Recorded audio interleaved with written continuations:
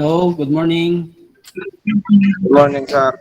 Good morning, sir. Good morning, sir. Good morning, sir. We will not wait for the others. We will start our class. Our class for this morning is about Philippine military history. I'm Staff Sergeant Francis Rispe, 851559 Philippine Army, born 27 July 1980. A resident of Isula, Tobias, Pornier, Antique, and married. Pre-entry to my military service is 04 August 2004. Enlist 04 January 2005. Previous assignments: 54th Engineer, 548th Engineer, UN, 51st Engineer, RSCOM 6R CDG, at present 602 CDC. Current position: Logistic NCO, Finance NCO, military schooling. From my military schooling, candidate soldier course, class 2004. For my basic course, quartermaster basic at 680G Tradoc, way back 2009. My pre-deployment training before I go to UN on 2011 at PKOC. I have also my training as first medical responder on 2015, ROTC admin training 2015, IDT class 47 2019, as an instructor development training at Tradoc.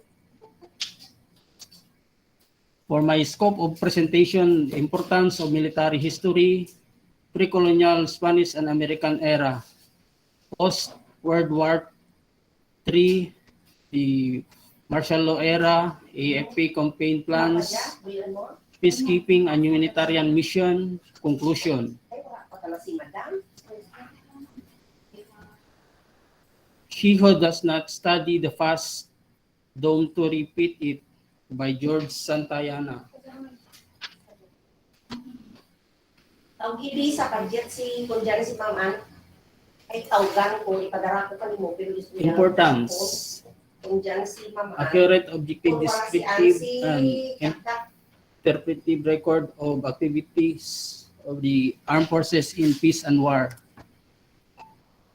It is an interesting and deep insight into the minds and hearts of military men, into tactical and strategic methods, procedures and principles, into the relations between war politics, economy, philosophy, geography, and the mentality of nations and races. Foundations of our knowledge of military strategy and tactics. Pre-colonial Spanish and American era. Battle of Mactan, April 27, 1521. Amo diyang mga importante natin nga dapat matandaan, pero since our elementary grades, this is our nakatanong rin sa atin ng mga isipan ang Battle of Mactan. Alin pag ang elementary years natin, grades, hanggang high school. Mark the first organized resistance of the Filipino against foreign invaders. Lapu-Lapu, the chieftain of Mactan, defeat the Spanish colonized Magellan. How about ang receiving ako kang last year? Spanish rule more than 300 years from 1565 to 1898. So meaning, okay. Amo diyang mga dapat tandaan nyo ng mga sa atin military history. Ang iba nga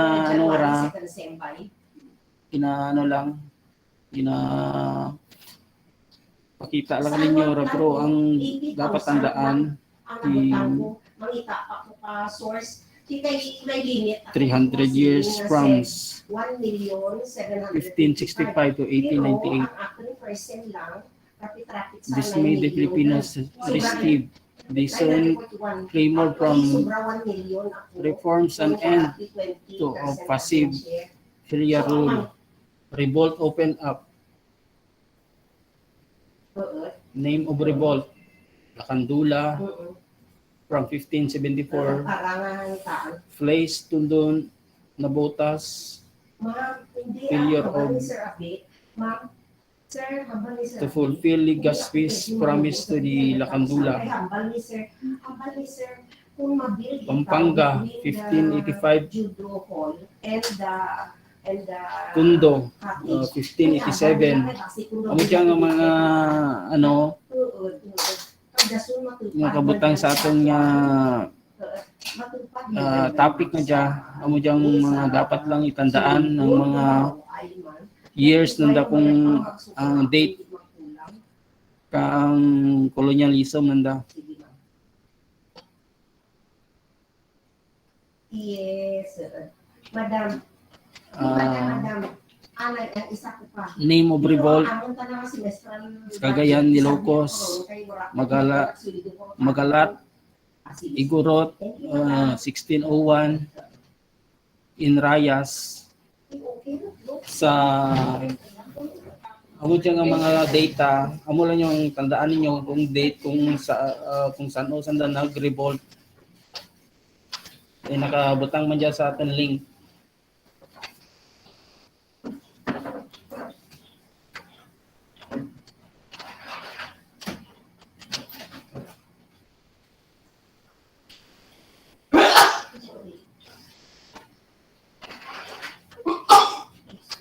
Revolt are categorized into three: personal and religious, resistance to Spanish imposed economic and religious situation, land problem. Amo diyang isara ka ang problema, ang agawan sa lupa.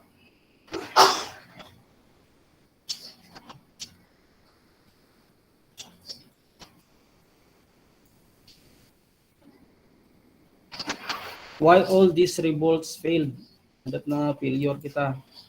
Absence of national leader. Lukewarm spirits of nationalism among Filipinos. Inadequate training and preparation for war. Amo diyang ginaka-training kita sa sa ROTC. In times of war, pwede kita magamit para hindi ma-failure atin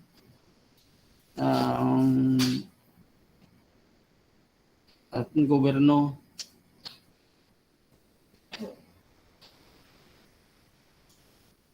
KKK, as Andres Bonifacio founded the Katipunan on 07 July 1892. Mudyan mga date ang dapat nyo tandaan kung saan kanugin ang foundation kang KKK to prepare freedom-loving Filipinos for armed revolt. The Katipunan formed the nucleus of Revolutionary Philippine Army. Philippine Revolutionary Government. A year after the outbreak of hostilities between the Katipuneros and Spanish troops, PRG and its army were born on March 22, 1897 at Tejeros in Cavite.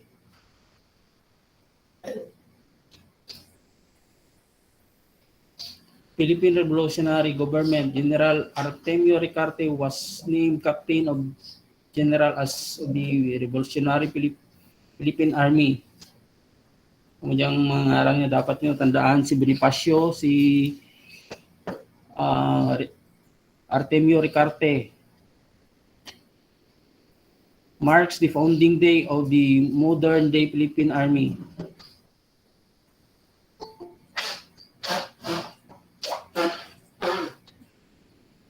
First Philippine Republic.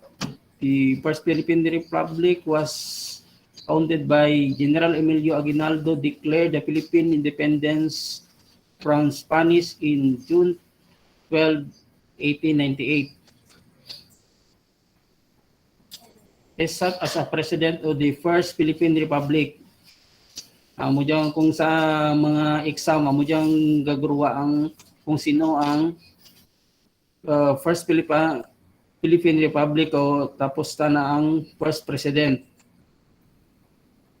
Class, dyan pa ka mo? Yes, Yes, sir. sir. Yes, sir. Yes, sir. So, Yes, sir.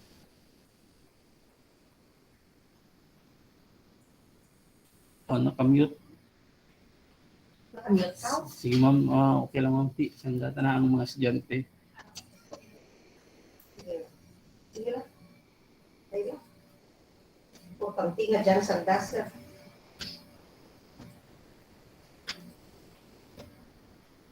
Treaty of Paris. American forces came in and established rule virtue of the Treaty of the Paris. Spanish co-signed with American on 10 December 1898. The treaty ceded the Philippines to the United States. Amo dyan ang mga ang klase ko kaninyo, ang nice to know nyo lang dyan, itandaan ninyo, ang itandaan nyo dyan kung ang mga date, ang kagang tawo.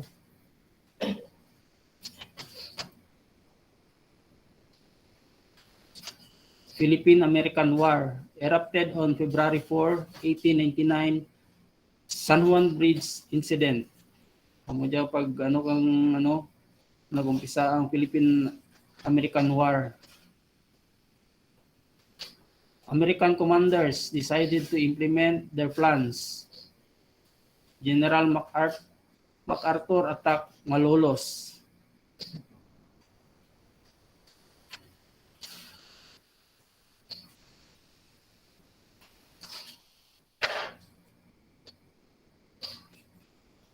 Battle of Tirad Pass kay General Gregorio del Pilar dyan.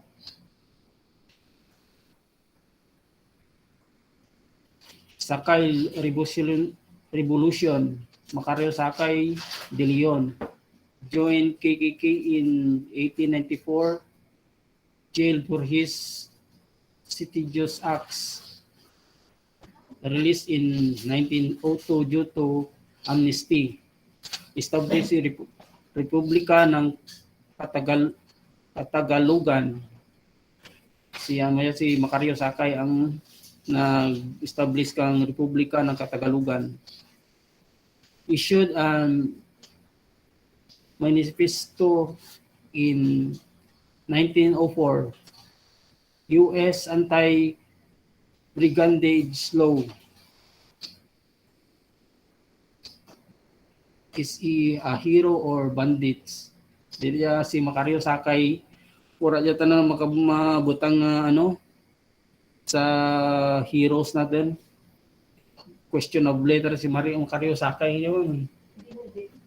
I-declared o rehigila yung mama declared niya Hindi. Actually, ito ang maganda ka Americans. Pero gin-declared yung mga si Macario Sakay nung Macario Sakay is an hero.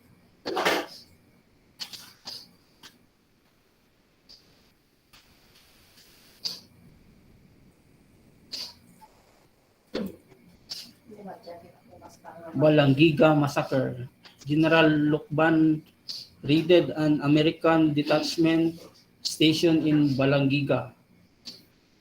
30 killed outright, 8 severely wounded and died later, 22 wounded and recovered, 4 missing and 4 escaped unharmed. General Smith ordered all persons 10 years and older to be killed. Amo diyang mga ginhimo kang mga American sa pamatay ang mga tao. This is the Balangiga Massacre. Walang gigam sa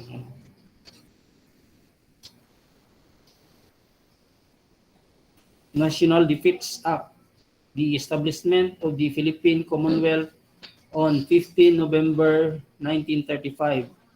President Manuel Luis Quezon sought the service of the General Douglas MacArthur to evolve a national defense plan.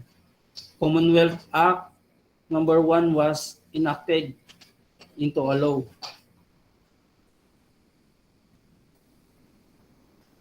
Sa ano naman, sa nakang Japanese occupations and liberation era.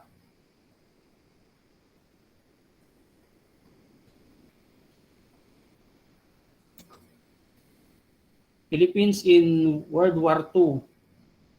2 regular and 10 reserve division of the Philippine Army undertook the defense of the Philippines. Incorporate into the USAFE under the command of General MacArthur. Ano dyan sa, kung makita natin ng The Great Escape, tsaka dyan nag-resist ang Philippines kagang anak ang American, tapos naging USAFE.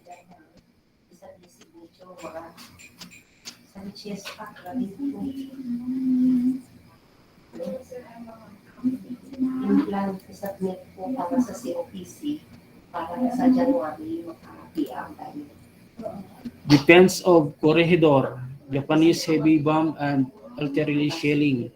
Defense fought gallantly, although food supply and water was low. Defenders endured sickness. Surrendered on May 6, 1942.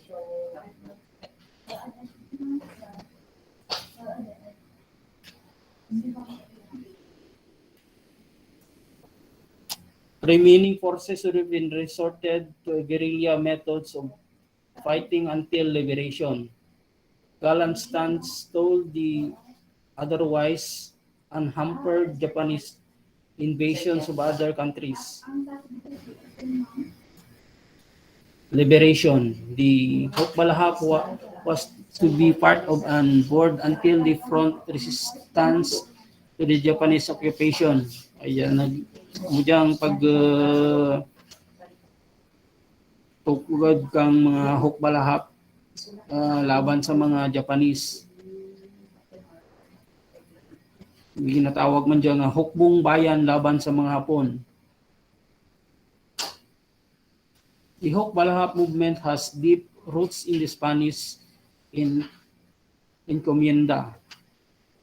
Only after coming of the Americans were reform initiated to lessen tension between tenants and landlords. Amudyang ragaway kang lupa. Reforms did not solve the problems. Basta kajarag nga nagaway sa gyapon ka lupa.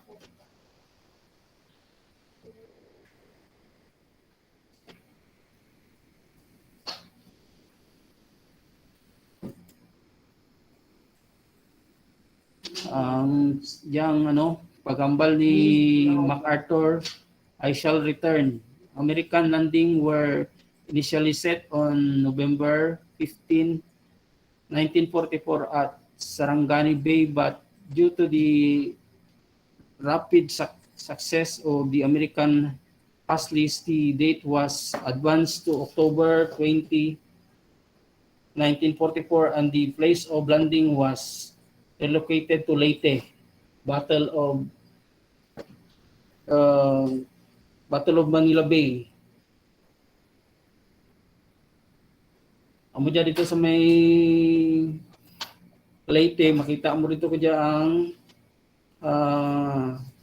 mga statue ng mga Amerikano, lalo na si General Douglas MacArthur. Naguba dyan kang Yolanda, pero gin-renovate diwan. Kay kang pag Yolanda, dito ako nag-rescue ko mga tao. Namurot kami ng mga patay dito sa Leyte. Kita ko diyang mga ano ni Douglas MacArthur. Post-World War II era. Post-World War II era, major commands were created. July 01, 1947, a small contingent of aircraft was flown by the Filipino pilots. Headquarters National Defense Forces was renamed GHQ as of now. Amo dyan ginatawag natin nga General Headquarters Armed Forces of the Philippines.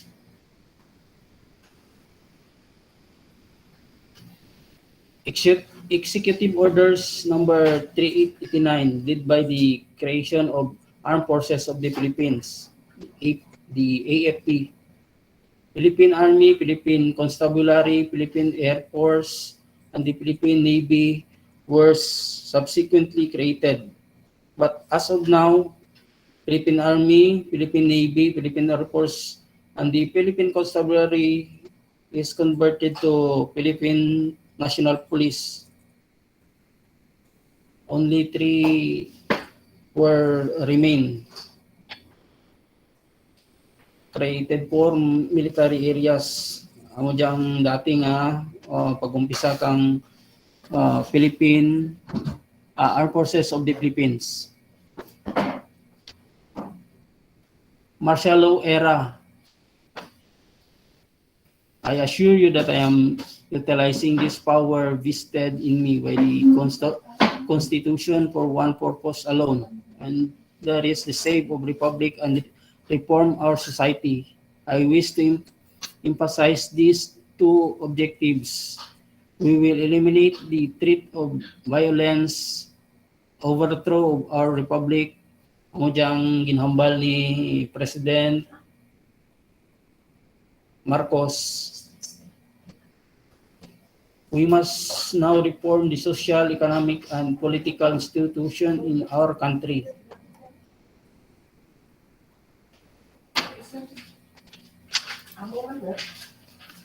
SOT. Amo diyang SOT ang ginagamit natin sa barangay-barangay na ginaporsurrender ang mga NPA.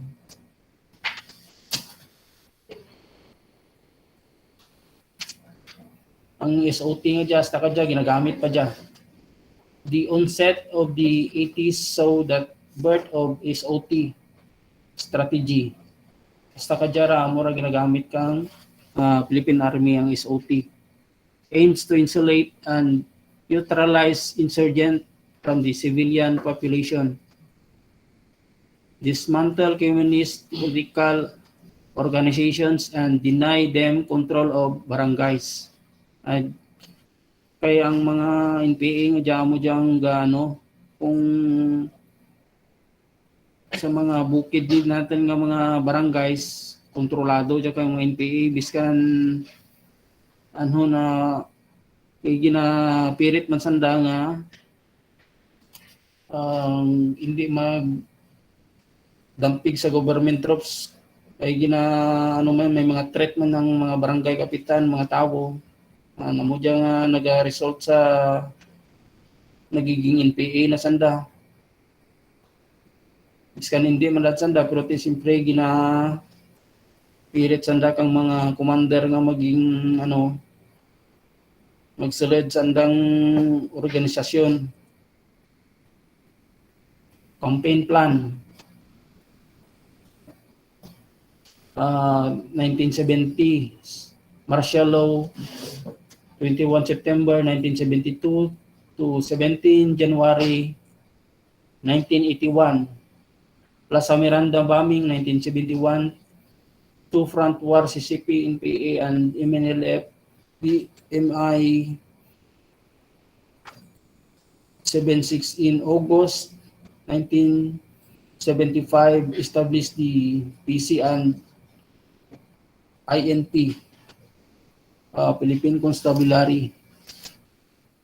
Early 80s, LOI Katagan. The focus on the strong state and martial law in 1981, continuing resistance, growing political movements, Ninoy Aquino assassination, 1983, established of regional unified commands.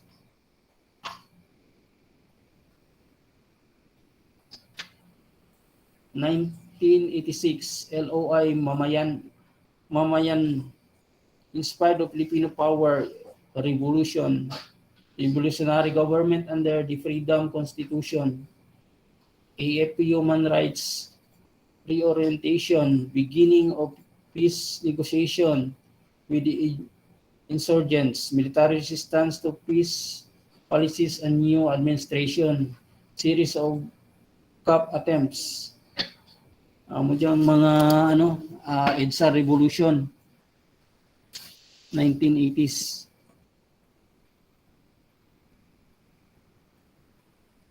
Lambat Bitag series 1 to 3 up to 1994. 1997 Philippine Constitution, peace negotiations and series of coup attempts. Special Operations Team, amo ang ginatawag na SOT, Special Operation Team. Hasta kadya amo ang ginagamit sa bukid kung may bayanihan, tapos medcap, at the same time amurang ginaano sa ang mga medical mission natin, amo diyang nakasulod sa mga SOT natin. Clear hold, consolidated development, operational methodology, village defense system. Amo diyang sa village defense system natin, mga kapgo natin dito ang duty. Venus flight trap, silent war. Other factors that collapse communication worldwide, split within the CCP, removal of US bases. 2002, Bantay Laya 1 under the framework of the National Internal Security Plan, NISP. Combination of two successful approach, magsaysay right hand left and approach, lambat bitag, SOT. Objectives to defeat CCP, NPA, NDF, contain the MILF, destroy the ESG or the Abu Sayyaf group. 2006, Bantay Laya 2 under the framework of the Enhanced National Internal Security Plan, amo diyang ginatawag natin NISP, National Internal Security Plans. Objectives: defeat the CCP, NPA, NDF, contains MILF, destroy the ESG, clearing area red and white areas. CNC directive to crush the urgency by June 2010.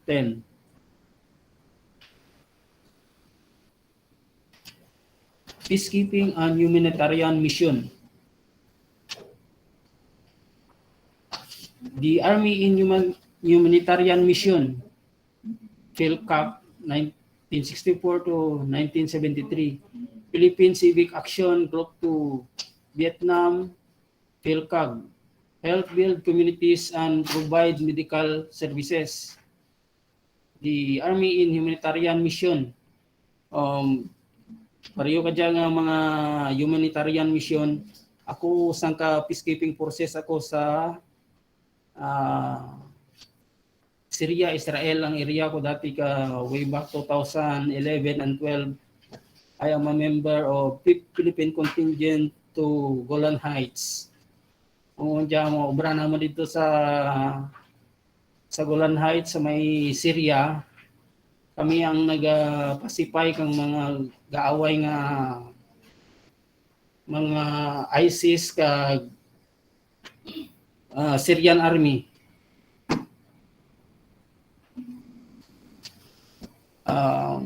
Iraq War 2003-2004, Philippines set 16 medics, engineers, and other troops to assist the invasion of Iraq. Ang kami kato sa may Syria, almost 365 kami nga mga Pilipino nga na-deploy dito sa Syria-Israel area. Pareho dyan ang mga peacekeeping mission sa Gapon. Withdrawn, the Philippine forces withdrawn 14 of July 2004. Way back 2004, dyan nga paghira sa Iraq.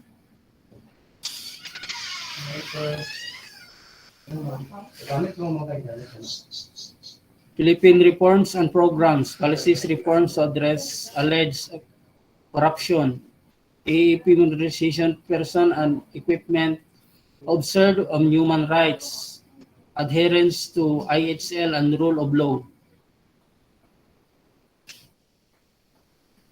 The Army in the national nation building, Philippine Army plays as an important role in national building.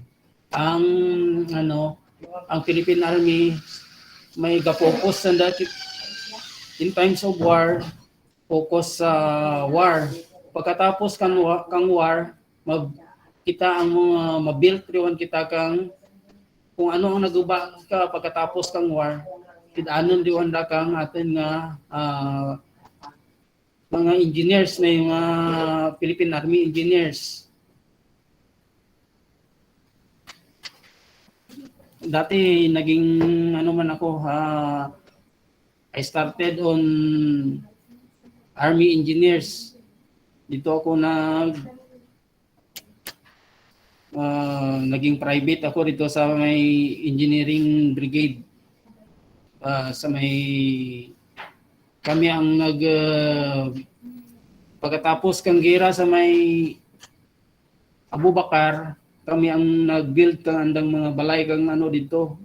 Ang mga naguban nga balay kang mga Muslims, in-providean ra kang national government kang pundo para matugruan sa nakabalay. Amora nga ang mga Philippine military nga engineer sa engineer brigade sanda ang nagahimo kang andang balay kang mga na-dislocate nga mga Muslim brothers and sisters natin sa Mindanao.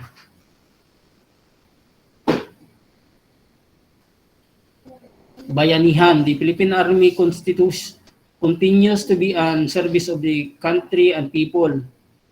It has evolved from its traditional role of war, fighting against of peace and catalyst for development. Pagtapos kang war, kinanglan, ibuligan natin ang mga naguban kag na-dislocate andang mga normal life. Naguba andang mga property, andang mga ginaprovidean ra pareho sa may Marawi seeds dan kinpang tugruan sa dato kang andang nga mga balay. Giprovidean ra ni President ang pundo. Tapos ang mga engineering brigade kadya dito ang nag-obra. Conclusion, the armed forces of the Philippine past is record by brave sacrifice and undertaken persistent struggle to make the country free. The AFP today is the mirror of the fruit of the past. Thus, the soldiers are peace-loving partner in national building, competent and more self-reliant corps of men and women. The armed forces of tomorrow is not only protector of the state, but an agent of peace and a partner in national building for better Philippines.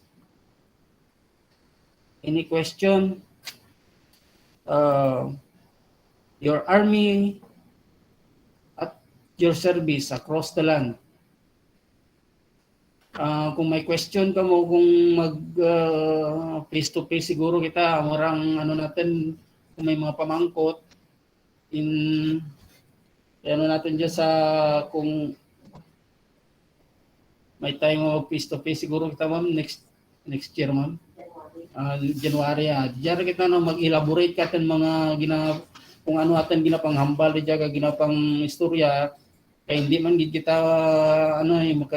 masyado magkaintindihan, at least may knowledge rin kamo kung ano ang dapat ninyo nga kung andat ka mo nag-ROTC para ma-develop niyo inyong kaugalingan to defend our nation. Thank you and good day. Thank you, Thank you, sir. sir. Thank you ulit, sir. Sir. Thank you, sir. Hindi